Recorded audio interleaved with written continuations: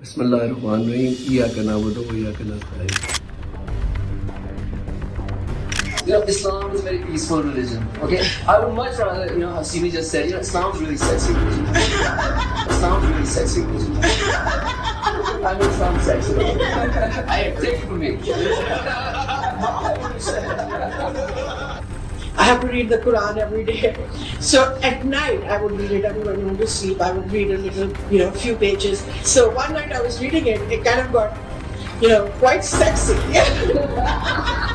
That's a description I've never heard of the Quran. I thought to myself, now wait a minute. I'm in Ramadan. This is a holy month. Should I be reading a book that's talking about sex? But then I say, what's the Quran? And so Quran, the religion is very... It celebrates sex. I'm sick of Muslims coming up on the television, whether it's CNN or BBC or whatever. Islam is a very peaceful religion.